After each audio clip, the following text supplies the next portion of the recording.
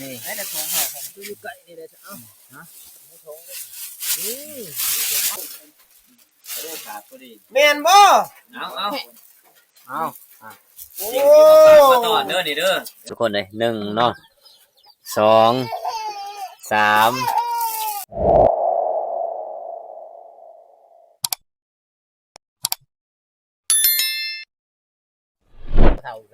กราบทักทายสบายดีเบิดทุกผู้ทุกคนเนาะมื้อนี้เฮาก็มากินนังกรอบเหมือนกันทุกคนเลยมื้อนี้เนาะแต่ก็กินนังกรอบแล้วเฮาก็สิสำเร็จเนื้อเฮาที่หมูที่ผ่านม่องเพิ่นได้เมื่อคืนนี่เนาะ80โลทุกคน80ปลายพุ่นแหละเนาะมา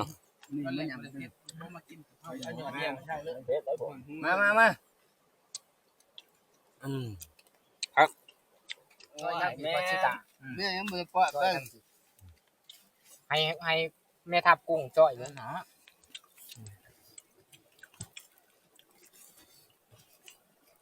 โอ้ยเนาะโอ้ยหยาดกันแหละเบิ่งสิหยาดนี่ตอนได้ใหญ่นี่บ่เบิ่งไตหัวใจมันหัวใจใหญ่กว่าตับโอ้นี่บ่หัวใจนี่ออกคือซ้ำตับเพราะว่ากระเพาะมันได้นี่บ่แม่นบ่เอานั่งหัวใจมันทุกคนเลยเอาเฮาติพอรักเธออยู่พวกเอาใครให้บ่รู้จังได๋ว่าตัวบ่แล้วเอาของโตหั่นแล้ววะตัวนัดกับเฮาเนาะให้เฮานำไปเอาหัวเทียงเพิ่นนั่นเด้บ่แม่นเขาอันพี่ไก่วางเดือน6ก็เจ้าก็มาครัวแล่นนำกันกับมานสุกไก่มันบ่ทำได้ให้เฮ้ยพากันเศร้าเบิดแล้วมันห่วยมันพอแล้วบ่อยู่ติเบิดเด้อนี่เด้อนี่อยู่แล้วแม่ทับอยู่แล้วโอ้แม่ทับเนาะเด้นี่พูนต้องพูดกันเนี้ยโอ้ยมาเนี่ยแม่เด้อโอ้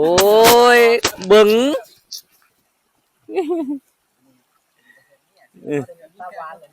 เบิ้งส่งมานี่กูเบิ้งเนี่ยแต่ซักอยู่บ่นี่โอ้ก็ซักได้เนาะโอ้ซักแล้วแต่มันห่างเหิงเติบ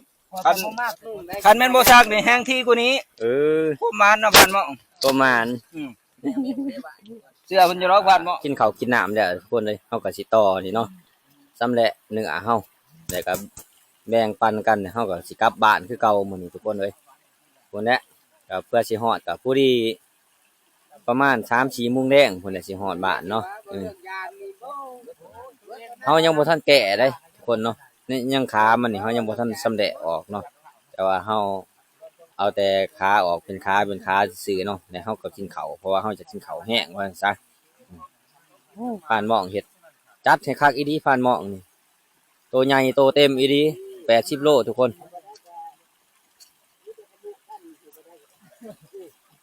10บันซา5บันดื้อ100เฮ้ย7ทั่วเมืองผ่านหม้องนี่แหละเก่งแต่แท้แจ้งเกิดก็แจ้งเกิดติดๆเด้อบ้านนี้ก็สิเป็นผ่านใหญ่แล้วบัดนี้เนาะยังร้องผ่านใหญ่เนาะเว้าแล้วเนาะเอาร้องผ่านใหญ่ซะต้องล้มบัก100โลครบ3โตก่อนโอ้ยังสิแต่งตั้งบ่ลมบัก100โล3โตเด้อผ่านหม้องเด้อแต่งตั้งให้เจ้าเป็นแม่ทัพเลยบัดนี้ผ่านใหญ่โอ้ยโตกินบ่ร้อยนี่บ่เทิงมีแต่เก็บบอลมันตื่นมอนี่แล้วเบิ่งนะฮะมื้อแรกสิบ่เข้าบ่ว่าบอลบ่เข้าแล้วเข้าไปอีกละเพราะว่าคนกวนนอกจากมันเข้าตลอดของหมูมันอยู่แต่ในชงนะฮะไก่ออกหันคือเขา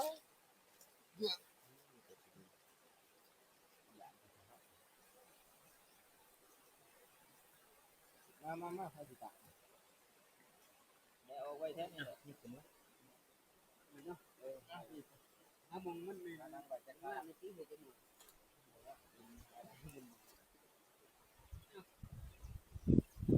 สบายดีทุกคน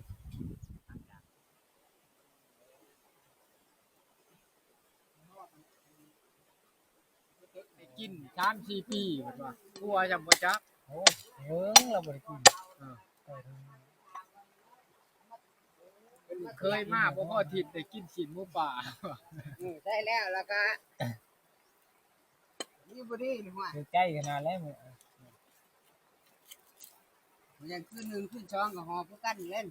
เนี่ยจะมาเพิ่มแพงครับ แปะ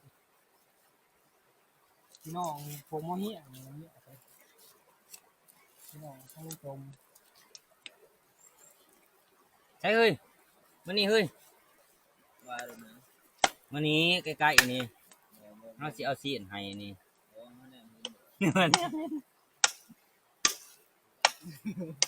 เอาไว้ตัวเด่นงานที่บ้านตีดอกอ่ะไปสิเอา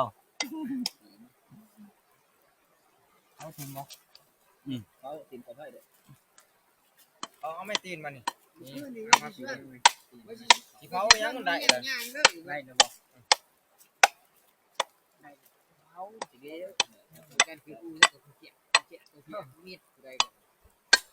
ตัวเองงานทานนะบ่าวบ่ไปงานว่าสิมาน้ำจักสิบ่บ่พอ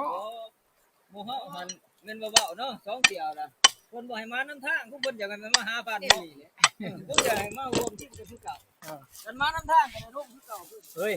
กระดูกมันตัวเฮาตัดแล้วนี่ตัวเก็บไปใส่ถุงยางไว้โลเฮ้ยผ้ายางไว้โลนี่เพราะว่ามันสิเฮาสิซอยชิ้นเด้เอาถุงยางมาเก็บใส่แล้วก็ไปเทใส่หั่น ปั๊บใส่กันได้โดยทุกโลกกันนะ เก็บไป มัน โล ก็ แล้ว จะเล่นขึ้นหันแล้วถ้า เอาถุงยางมาพื้นไว้นี่เฮาก็ไล่เฮาสิปาดชิ้นซะได้ ทุกประตูเวินว่าเพิ่นบ่มีแขวดอกเราอ่ะ เขาก็ตัวบ่เคยเนาะเฮาก็ย่านนี่เลย เห็นว่าเขาย่านยังบ่ไปสองคนเสมอกัน ได้ได้หาโลนี่เนาะ มีสิไร โอ้ขอบ้านน้องได้ได้หาโลโอ้จะซ้ำ มันดื้อเอาแล้วมันมีแขวมันดื้อเดี๋ยวมันครบกับ เอาถุงยางอันหนึงที่มัน มาครบมันก็เป็นของใกล้หาใกล้ขวบบ่แม่เนาะ โอ้เคียงจนแตกเลยว่ะ เขาไปนอนนี่เขาไปนอนค่ะโอ้ยเป็นสมุงเลยนะ เอาทางนี้มันแต ไล่ ก หมูเมื่อพอดี ได้แล้วว่า6 โมงครึ่งตอนนี้บ่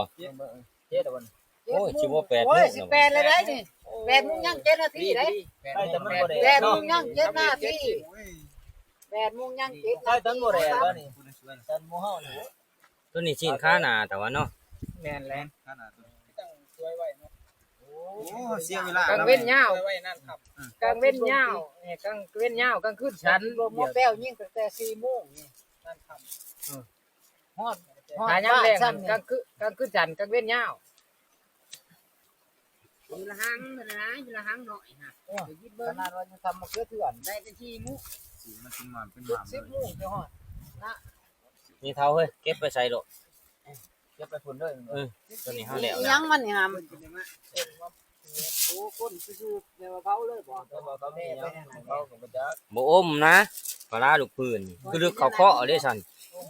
โอ้ย ตัวสม เขาก็ชมได้ไม่ร้องอันนี้ลูกปืนเขาก็บ่ดีว่า เพื่อสิเพาะหมูบัดนี้ เป็นตับเป็นมัน โอ้ยโลนึงไหนดิ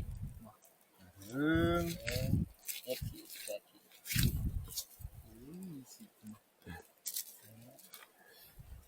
ชดตัวนี้ก็บ่มีอีกแล้วคือเขาว่า โอ้เว้าก็มีแต่ไล่มันแล่นแล้วก็ไล่สวบกับ ชดบ้านนี้นะก้อยเจียวแหลกน้ำกด มันใส่ว่านกับเต้าอุลีแต่ถ้าแม่นวันนายพานเต็มร้อยได้ยิง เจ้าอันบ่ โอ้ เจ้าก็เต็มร้อยแต่ว่า เอา พกไป เอา มาโอ้ยมันเป็น เอาเออคักนี่ข้าหนาเฮ็ดบ่งามหรอก มันตะลุงติงดิง บ่งามสิได้ผูกเป็นหมามบ่โอ้ โคตรว่าสิ มันกลัวมันว่า2โตผู้ทุกคน ว่าข้าหนาคือหลายกว่าขาหลังว่ะอ่ะนี่ก็คือเฮาเฮ็ดเรียบร้อยทุกคนเลยก็มีแต่สิทาแบงเนาะบัดนี้เนาะผ่านเที่ยงสิเป็นผู้แบงเนาะกระดูกโค้งคางมันก็แล้วเบิดเลยทุกคน คนเฮา8ดิ้นให้พัน พัน ให ให ญ่ ญ่เด้พันใหญ่เด้ โอ้วิก้อนใหญ่ ดิ้นให้พันใหญ่ครับ เอาได้ทงตัวนั่นแหละ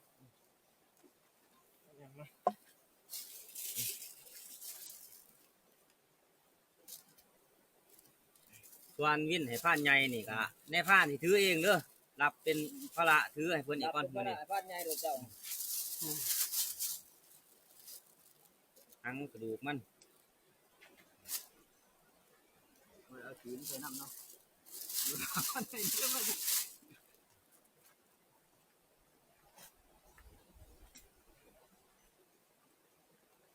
ับนี่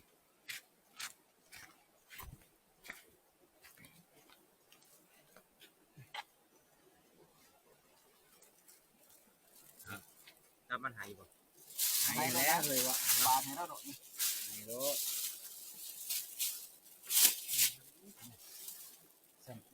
ดูมันเอาใจได้บ้านโตเจ๊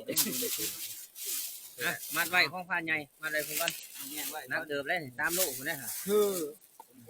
วินให้ผ่านใหญ่นะเพิ่นบ่ได้มาคือรอบางยานี่กับทีมงานเฮาก็ให้ทุกรอบกันบ่ทีมบ่ป้าทีมงานคนหากินได้น้อยก็แบ่งได้หลายก็แบ่งเอาแบ่งคนหน่อยได้แบ่งคนหลายมีเงินประมาณ ครับสีนุ่นให้ 2ลูกไปเขา3ลูกได้ที่ครับเ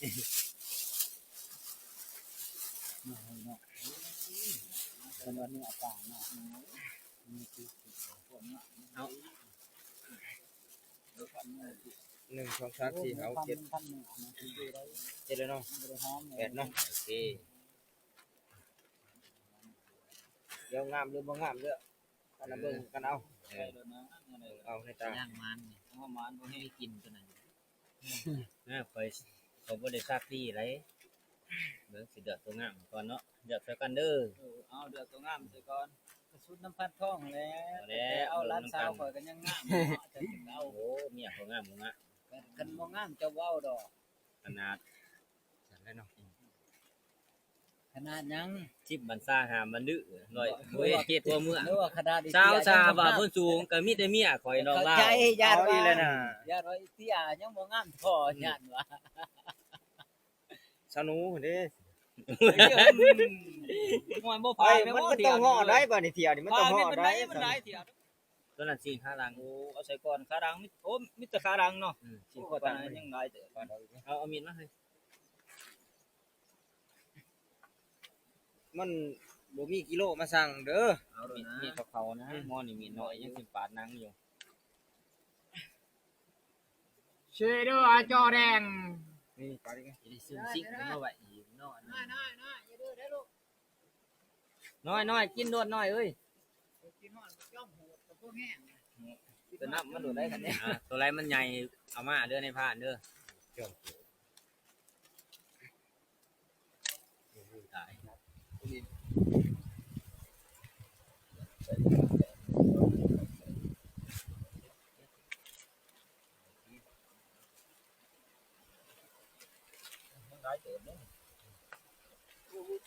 ญ่ไม่ได้ใหญ่ก็ใหญ่แล้วนะพอดีใส่ลูกเห็ดใหญ่เลยเนี่ยเอาตัวนี้แหละมันอยู่กลาง อ้าว นี่ให้แต่ของห่อของอยู่ใกล้นี่เลยเอ้าฮะไม่ทงเลยนี่ เอาท้องบ่มีเนาะเฮาเฮ็ดแนวนี้เลย เอา สูงบ่เลย เฮ้ยเดือนใช้แหละมอบผ่านใหม่เฮา ตายลูกแล้วสิตั้งนักเบิ่ง เอา โอ้อะไรแล้วหาลูกโอ้นี่จะสินี่ มาเด้อเด้อ เอาโอ้ คือบ่ใช่ของอาหารโอ้ยเหี้ยจำเอา นี่ใส่มันเบิดก่อนก็ได้แล้วก็สิไว้เลย นี่ เอามาหาม ใส่แล้วสูงตัวไหนตัวนี้บ่ ต้องไฟตัวอยู่กลาง บ่สิได้เอาท้อง กินน้ำเลยตัวนี้ โอ้คักบ่ได้ กินน้ำ เลยเย็นกันบ่ ใส่ตัวนั้นน่ะ ใช้ละของพันเนี่ยงเอาเลยบ่ เด้ขอเอาละ ผ่านท้องนี่ได้ช่องถุง ง่วย นี่ก็ระดับ3-4โลเด้ 3 ลูกไปซีนเฮาก็แบ่งกันเรียบร้อยแล้วทุกคนเอ้ยเนาะก็ยังแต่กระดูกกับเครื่องในมันนะทุกคนเนาะซีนนี่ก็ใส่เป็นทงเลยทุกคนนี่นี่ก็คือของในผ่านเองเนาะนี่ก็คือของผ่านใหญ่นะคือผ่านจิตเนี่ยทุกคนเนาะก็ช่วงนี้ก็ในผ่านเป็นพระให้อีกเนาะเอานี่ก็ของผ่านหม่องโอ้ของผ่านหม่องลายกว่าหมู่เลยโอ้โหไหลอยู่10 โลนี่จะไหนผ่านหม่องไปใช้ล่ะไอเจียซอยอยู่บ่นี่บ่เรื่องซอยก็อยากซอยได้นี่ 10กว่าโล ผ่านเลี้ยงเพิ่นก็ทำแหละเครื่องในไตท้องมัน กุ้งใหญ่ นี่ก็คือเฮาก็ สำเร็จเรียบร้อยแล้วใส่มันเครื่องในมันทุกคนเลย แต่ยังกระดูกเนาะเอาต่อนี่ก็คือเครื่องในมันทุกคนเลยเนาะอะไรอยู่ประมาณ5 ขีดนะนี่เครื่องในมันทั้งใส่ทั้งผูกมันเนาะแต่ยังกระดูกทุกคนเลยแต่ของพันมองโอเคมันคือนอนแนวนี้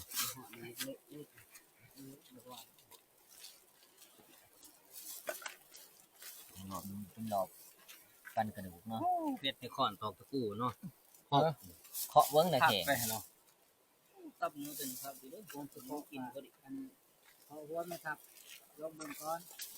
ไม่ครับแล้วไม่ลองจับ เนี่ยมันคือหลาย1 2 3 4 5 6 7 8 9โย่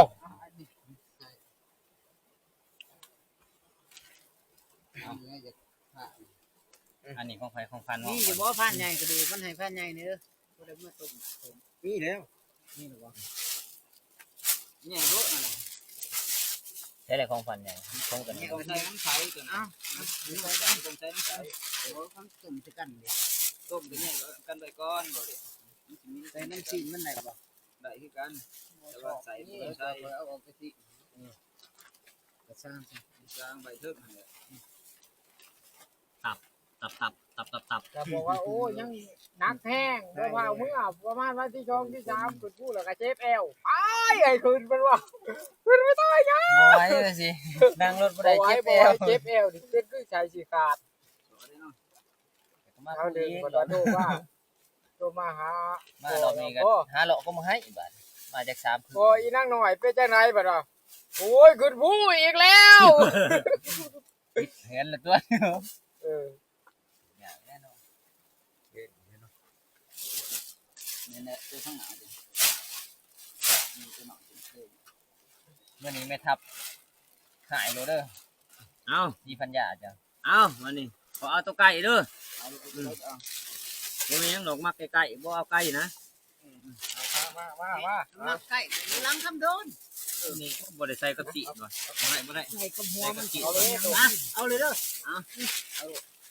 ตัวได้คือกันเบิ่นนั่นแหละ ให้ได้เจอดี เอาต่อเหรอวะ อืม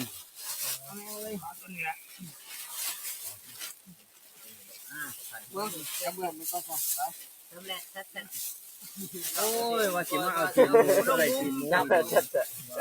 หมู โหบ่เอ้ยเนี่ยตัวว่าไปฝนตกแล้วนี่สิพากันกินหยังบ่เหรอโย่ฝนตกป้าก็ชีวิตบ่ตัวเองว่ะ โอ้เปียกแห้งร้ายเนาะฝนตกเนาะ แม่เปรี้ยวหมอนี่เว้าอีหลี นี่ของให้ผ่านเองนี่ของผ่านใหญ่เนาะเอาเขาบนเดียวกันเลยเมื่อก็จะสิเอาให้เพิ่นนะทุกคนนี่ก็อันเป็นว่าอันสำเร็จเสร็จสิ้นเนาะที่เนื้อหมูผ่านหม้องไหลมาเมื่อคืนนี่นะทุกคนเนาะก็ประมาณ80 โล80ปลายนะทุกคนเอาก็กำลังแบ่งกันแล้วทุกคน ตอนนี้ก็8 โมงปลายเนาะสิได้9 โมงแล้วทุกคนเลยเนาะแบ่งกันแล้วเฮาก็สิห่างหากาเกียมกลับบ้านเฮามื้อทุกคนเลยเนาะคือว่ามื้อนี้ยังบ่ทันได้นอนเด้มื้อนี้คือเก่าหั่นแหละมาสุดกองก็ยังบ่ทันได้นอนทุกคนเลยนี่เฮาก็สิมาเอาเครื่องเอาของไปห่างหากาเกียมอยู่พุ่นแหละบัดนี้เฮาก็สิห่างหากาเกียมเนาะแล้วก็เอาเครื่องเฮาใส่กระสอบแล้วเฮาก็สิกลับบ้านได้ทุกคนเลยแต่ก็ยังบ่ทันได้กลับนี่ดอกยังท่าผ่านหม้องเพิ่นดื่มเครื่องบ่เพิ่นยิ่งบักเวอร์คือนี่พุ่นเนาะเพิ่นยังไปเอาเครื่องอยู่ทุกคนเลยเนาะแต่ว่าเฮาก็สินั่งท่าเพิ่นอยู่นี่แหละเช้าเมื่อยเช้าอันนี้มีแห้งจังสิเดินทางเนาะโอ้นี่ก็ซ้ำของผ่านหม้องคือกันได้ทุกคนเลยเนาะแต่ว่าแนวรับภาระของผ่านใหญ่น้ำนะทุกคนนะประมาณ10 ปลายโลนี่แหละไม่แน่แต่บ่ได้อูมาอูมันมีโซ่เด้แต่เฮากะบ่ได้มัดเด้ถ้าย่างเฮาสิพึ่งไว้เด้อเนาะเฮ้ยไปเอาอันนั้นมาเฮาเนี่ยเฮ้ยโยนมาโหลดเด้อเครื่องเฮาหั่นแหละ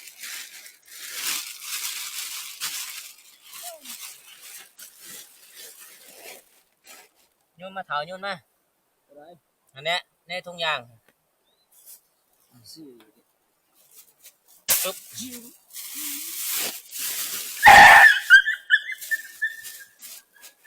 โอ้ย สูบทั้งนี้ต้องเอาทั้งนี้เกียร์ได้ทุกคนเลยเนาะ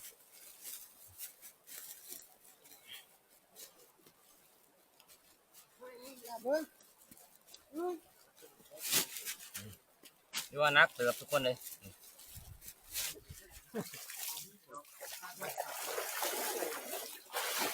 ส่วนถ้าว่าตัวแรกก็ตัวสมมติ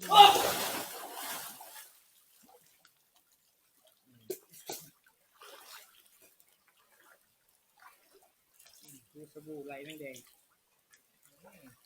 เอานั่งหมูเนี่ยได้ไปฝากผมตัวอันบอกแต่ว่าบ่ได้หยำนั่งหมูเอานั่งหมูสอบผ่านหม้อจักตรงนั้นไป ยัง เกียดเจ้าเกียดของเจ้าบ่เกียด ไม่ใช่จิมิ นี่กูหมายตัวนั้นฉันว่าไปขัวไอ้บอกแล้วเขาบอกแก้วจับมาเก่งงามบุแก้วจับเนี่ยเกียดเนาะยิ่งก็เป็นโอ้ยิ่งกงใหม่บางใหญ่ไปถือกงใหม่อีกตัวหนึ่ง ไปปนน่ะไปถือก็เปื่อยขาดยิ่งก็มึง และขนาดผ่านท้องยิ่งกับยังขับเปาะ เนี่ยผู้ใดยิ่งไกลๆผู้ใดนี่มีก็เข้าแล้ว ลองเบิ้งแหละแบบอันนั้นแหละ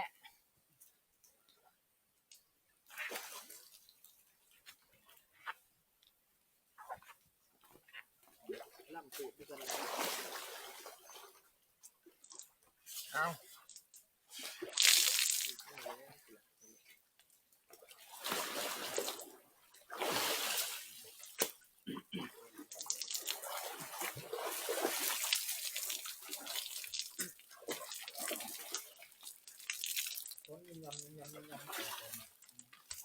หมดแต่ว่าสิเมื่ออันสิได้ตัดตัดเนาะโอ้ยอยากไปบ้านมันตก เล่นกระยากับระบบผล งานเฮาก็ห่างหากาเกี่ยมแล้วเบิดเลยทุกคนเลยบัดนี้มีแต่ว่าสิกลับเมื่อเสียยังในผ่าน ลองมือ ลองมือ โอ้กลับมาไม่มาด ห่วย ๆมีบ่แห้ง จะมาเห็นแนวนั้น บ่ จะมาฝกมาห่อผี ต่างมาทั้งแหง เอ้าอยู่ของพันมองต่อบัดนี้ สีหมูเน่าอะไรทุกคนเลยตัวผ่านปลาผมเก็บได้นะสีได้มันทุกคนมือยังก็เลยสิเอาเมื่อบ้าน เจ็บของเรา คนเองกับ โอ้ บ่ได้เอา แห้งเลย มันยังอยากอัน คน น่ะ ได้สีหมู แต่ของเจ้าหัน ของ ท่า ก่อนหันยังบ่ทันได้มือนี่บ่ทันได้ กับเบิ่งได้ดีนี่เขาสิปลาไว้ ของเก่าหันสมบูรณ์ คนปลาไว้ ไปทุกคนเดินทางต่อเนาะกลับบ้านเฮาจนไม้ปลายทางก็คือพ้นสูงพุ่นแหละทุกคนเลยเนาะโอ้เพิ่นกระโตกอีกแล้วทุกคนเลยพายุเขาโอ้เมียในพานเกี่ยวเขาไว้ซ่องหล่องจักสิจังไดเด้ทุกคนเอ้ยน้ำท่วมไปแล้วบ่จักปานนี้โอ้ตายเอาไต่ขวาตกส่วนทีมงานผ่านป่าเพิ่นเมื่อเนี่ยทุกคนเลยเนาะผ่านป่ากับผ่านแปรเพิ่นเมื่อก่อนเลยส่วนทีมงานเขาเองก็ยังถาผ่านมองอยู่ก็คือเพิ่นลืมเครื่องที่เพิ่นบอนเพิ่นยิงหมูเมื่อคืนนี่ทุกคนเลยเนาะเพิ่นไปเอากำลังมาเลยก็อาบน้ำอาบในเลื่อนต่อบัดนี้โอ้หอยยังหอยหมาผ่านป่าตอนนี้ก็11 โมงเลยทุกคนเลยเนาะเพื่อหอนบ้านกับพุ่นแหละ4 โมงแรกพุ่นแหละปกติเคยเนี่ยแต่ว่ามันบ่แลทุกคนแต่ว่าฝนนี่ก็ลงมิดเลยเด้ฝนนี่จักเทื่อพอคืนนี่ แปดต่อซื้อ แบกเอาเทื่อพุ่นน่ะโอ้เทื่อที่8นี่จังไรเนาะจะทับทำอิฐหันคอยอยู่นี่ไรจะทับยัง ครับเป็นมัด ทับต้นไม้โอ้ไปทับมันยังต้นไม้ ลูกปืนมาดังแก๊ก โอ้ลูกปืนมันรวมบ่แล้วเนาะคือบ่ยัดม่อนเขา ยัดเข่าแล้วม่อนก็ยัดเข่าแล้วมันขวาง ก็แค่นี้เนาะฝนตกมื้อนี้เฮามื้อเนาะมันบ่ฮ้อน มันควงเลยครับ ฝนตกแห้งบ่จัก ยิ้มหิม ย่างไว้ๆไรคันฝนตกแห้งนี่ได้รอไอ้ขามน้ำแท้ไร บ่มีคนย่าง โอ้ยฝนอยู่ผู้นี่ คนพวงบ่มีบ่มี บ่ต้องห่วง เอ้าเพื่อใครบ่มีดูกัน ฝนแห้งๆมื้อหน้าทุกคนเอ้ยเนาะ นี่เอามาหอดเครื่องทางเลยเลยเครื่องแล้วซะฝนแห้งๆนี่มิดบางใหญ่เลยเปียกน้ำมันนี่ตามหมดเรื่องทุกคนเลยฝนตกแนวนี่หันท่ากระไรได้ทุกคนมันออกมาทางเนาะ3-4ตัวเลยมันครบในท่าน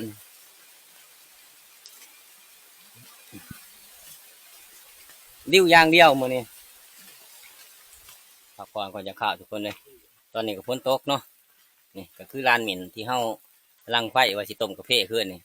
จี้เขาก็จี้เขาบุซุกกินทุกคนเลยมันขึ้นนี่ดิจี้ในถ้ำนะพักผ่อนก่อน ท้องได้นำค่ำบ่ จังนี่ไปนี่น้ำค่ำนี่ต้องไปนี่รถนี่เห็นไปรถนี่แนมไปเทิงฝ่ามีแต่ขี้ฝ่าฝนเนาะโอ้จักมืออะไรเสร็จ เจ้าอย่าคิดว่าสิได้ ตายดิเขาคอย เราคอย เอาไปส่วนทำก้อนมันนี่ที่แรกว่าพักอยู่โฮมหั่งผ่านเที่ยงแต่ก็ผ่านกุ้งนี่แม่ทับกุ้งนี่เกิดมานี่ส่วนนี้ทำเพื่อนว่าฝนบุเปียกดีบ่ แม่นฝนบ่เปียกฝนอาจสิเปียกบ่เหลือ โอ้เบิ่งหน้าตาโกนเฮาก็สิบ่หานชวนมาจักเทื่อแหล้วย่านลูกเมียหมู่เว้าเนาะ ตาแม่อันไปเบิ่งเจ้าของ เบิ่งหัน ยันตกใจ เบิ่งหันเมื่อเบิ่งในหนวดในข้างนี่ โอ้ยบ่มี โอ้ แห้งเกี่ยมเพาะมาเพิ่น สองสีเด้อนี่ก็สีขาวสีลำ สีมานนี่นี่มันเท่านั้นในความมานนี่ บ่ น้ำทางนี่เห็นบ่แซวซะอยู่ยังมามันมายิกไป ขยับเข้าไปสิ มาเนาะจะขยับออกไปจะกับตีนทางออกนั่งใกล้กันนี่ก็อุ่นเติบนี่เนาะไอ้คิงอุ่นออกใส่กัน5ปากใส่กันบัดนี้โอ้ยก็ยัน เฮ้ย ย่างบ่ได้ฮะ เฮ้ยเฮาสิให้ตัวหอมแก้มผ่านหม้อสิหานบ่ โอ้ยป้าว่าให้เมียเพิ่นเมียเพิ่นห่วงได้ตัวนี้ไปนี่ก็คงไปคงมัดได้ตัวนี้บริการอย่างดีแหละจัดส่วนใหญ่อยู่แรกนี่นวดเพิ่นคืนก็ย่านฮะย่านเพิ่นบ่ได้นอนนี่ผ่านหม้อ ถามไหมบ่ บ่ต้องถามก็ได้เจ้าบ่ต้องเฮ็ดหยังนะเจ้าพี่ได้นอนซื่อๆเจ้าฮะเขาก็จัดให้เอง สิว่าบริการเนาะ สิว่าฉันสามารถสิว่าบริการมัน2 สอนปานนี้2เที่ยว2เที่ยว3แต่ ไปไหนแห้งๆเลยนี่อยู่นี่แห้งโอ้ย ที่นั่งนี่บ่แม่นว่านั่งรอให้ฝนหยุดได้ นั่นไง ข่อยนั่งนี่ข่อยเมาเดียวนี้นี่ฮู้ว่าข่อยเมาหยังเมาหนังหมูเน่านี่กระเป๋าพันท้องแท้นี่ ไปฉัน ไปนั่งโดด บ้านท้องเพิ่นว่าสิเอาไปให้ไผ เอาไปฝากแม่เฒ่าไหม อยู่กลัวเลยนี่ ลูกครั้งของครั้งเลย ไปโอ้ทุกคนเลยไปบัดนี้ให้เศร้าให้ฝนเศร้าตกบ่ตกหรอกใส่ถึงนางหมูเนาผ่านปลาเอามาขึ้นนี่ที่จริงแท้กะหมูผ่านหม้องยิ่งสุดก่อนน่ะทุกคนสุดไหล2โตหั่นเนาะตอนนี้เฮาก็มาฮอดล้างผู้แหละทุกคนเลยเนาะก็คือเฮามาฮอดล้างผู้นี่ก็ฝนนี่ก็กำลังเศร้าลงเม็ดนะทุกคนเนาะแต่ว่ามันก็ยังเป็นมืดๆอยู่ทุกคนเลยเนาะแต่ว่ามีอ้ายหมอกขึ้นเด้ทุกคนเรียกว่าอ้ายฝนหั่นแหละเนาะมันเป็นย่างว่าซะตอนนี้เฮาก็ย่างมาก่อนทีมงานเด้เพราะว่านักเฮาต้องย่างไว้ทุกคนเนาะเพื่อเฮาสิได้พักผ่อนเด้วนะทุกคน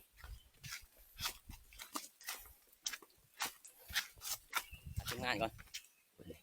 ทีมงานเพิ่นมากำลัง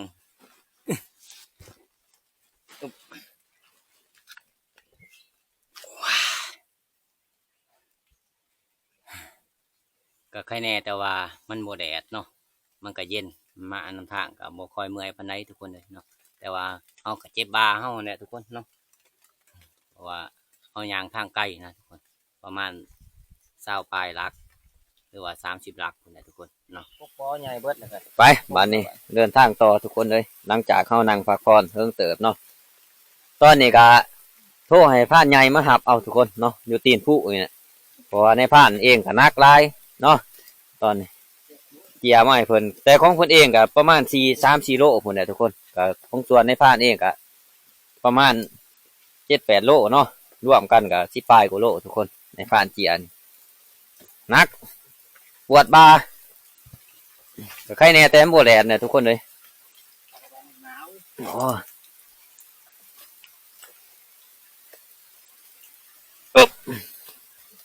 อึบโอ้นี่อย่าแต่มืนฝนตกแนวนี่ลงปู่นี่อันตรายได้ทุกคนเนาะตอนนี้ครับกับลงมาหอดดินเพียงเลยทุกคนเลยเนาะกับฝนก็ยังตกอยู่นี่ก็หันเศร้าแป๊บเดียวหนึ่งทุกคนเลยเนี่ยมันก็ตกมาคืนอีกคือว่าท้องฟ้าเมื่อนี้ก็มีแต่ที่ผาพ้นนะเขาในพานนั่นแหละเกี่ยวไว้2-3 หล่องทุกคนเอ้ยท่านในกูมีแต่ฟังเบิ้งมืออื่นมือหื้อนี่แหละสิเอาใส่สาวเนาะบ้านใหญ่ก็มาหับเลยโอ้ใช่เนื้อ โอ้ยไปมันโมมานอยู่ไกลๆแล้วก็เลยไปหอเทียงไปนี่มนจะแย่กันกับคอยหันเขาบ้าต้อมเขาคอยลาดหมู4-5 โตบัดนี้บ้าต้อมเขาไปประมาณ3 เมตรนี่ยังหาหมูเห็นบัดนี้บัดนี้เห็นอยู่เทิงหันมันประตูบัดนี้เห็นหันเห็นก็อยู่น้ำกันมันตื่นเห็นเนี่ยมันแดนนี้บัดนี้ไปมานอยู่ใช้บัตรนี่อยู่พุ่นแหละอินพุ่นแหละมองเก่าเนาะมองเก่าเอานี่ก็คือพานใหญ่มาหับเนาะอยู่ที่ตีนผู้นี่ทุกคนเลยยังอยู่ไปบ้านนี้ใครแน่เด้อพานมองใครแน่แล้วบ้านนี้ตอนนี้ก็เป็นประจำเดือนเลยพานมองโอ้ยอยากเป็นลื่นเลยตอนนี้เราก็มาหอดเทือนพานใหญ่เลยทุกคนเลยเนาะก็คือเป็นเอารถไปหับเอาเฮาหนึ่งทุกคนเนาะไม่ตีเลยเพราะอะไรเห็นไหนให้ตาเขายังทำมาสองเพื่อนบ้านใหญ่ยังดีเพิ่นไปหับก้นสีตายโอ้ปวดต้นขาเนี่ยเพิ่นไปหับกับมีของมาฝากเล็กๆน้อยๆดอกโอ้ยบ่พอมาบ้านมองนี่แหละเพราะอะไรกินน้ำเพิ่นรอบนี้สิบ่ฟ้าได้เว้ยยันนี่สิแซงนายได้ผ่านมองนี่บ่ได้แล้วสิได้เลื่อนคันให้แล้วบ้านนี่ยังแหละนี่ของบ้านป่ามานังเนาตัวนี้โอ้ยของบ้านท่องมาเสียมาฝากจะมาบ้านเนาเพราะว่าโตข่อยยิ่งพานใหญ่โตมันเฮี้ยงกันโย่แม่นบ่เอาโอ้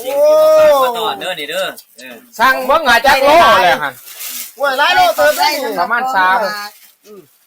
โอ้เจ้านี้ครับตลอดเนาะเจ้านี้เนาะได้สิได้เลื่อนคันให้แล้วบ้านเนี่ยผ่านมองนี่เอาๆน้องๆแนวๆนี่เอาจากที่อันนั้นแทนที่จะได้ขึ้นจอมบ้านเขาบ่ได้แท้เป็นจอมโพกับ ไอ้ที่กินน้ำก็เอาบ่อให้มันจะมาเอาไปบัดนี้เดินทางต่อทุกคนเลยจุดหมายปลายทางเฮาก็คือคนสูงเนาะคนก็ตกเลยอยู่ทุกคนเลยเอาพานใหญ่นี่ก็ตัดไว้หลายเติบเลยนี่ยังบ่ทันได้กู้อยู่โอ้ทางฝนตกนี่ทางอยากเปื้อนนี่ไรทุกคนเอ้ยออกมาก่อนทีมงานหนาวแห้งอยู่น้ำฝนมาไว้ทีมงานยังนั่งอยู่เพื่อนพานใหญ่อยู่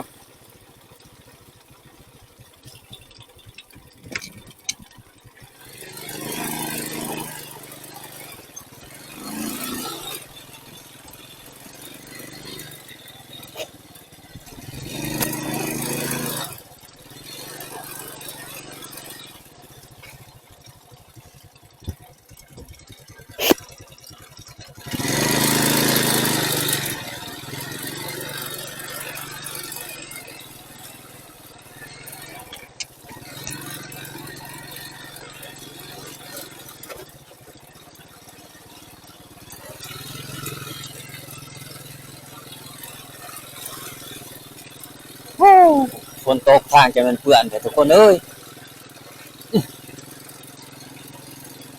เปิดชีวิตบนนี่เป็นยังไงไหมครับ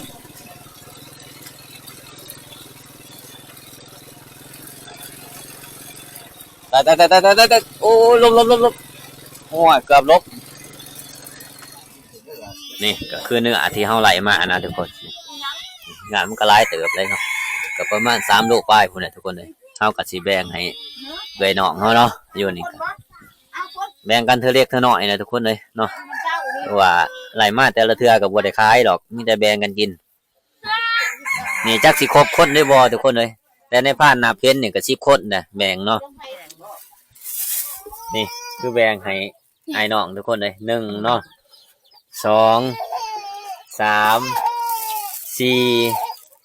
5 เอาให้ไปเลย2คน 6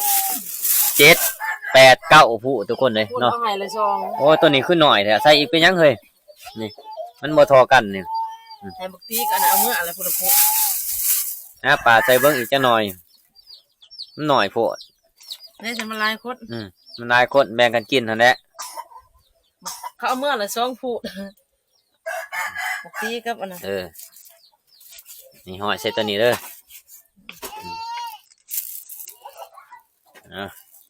เท่าไหร่นะ9พูดบ่ ให้เขาเอาเมื่อละ2 9เนาะ 10 ผู้นี้9พูดคลิปวิดีโอนี่ก็บ่มีหยังหลายทุกคนเนาะในพานก็สิปิดคลิปไว้ซะมีเนาะทุกคนเนาะก่อนอื่นก็ขอขอบใจทุกคนที่เข้ามาติดตามและรับชมในพานตั้งแต่ต้นจนจบเนาะขอบใจหลายๆทุกคน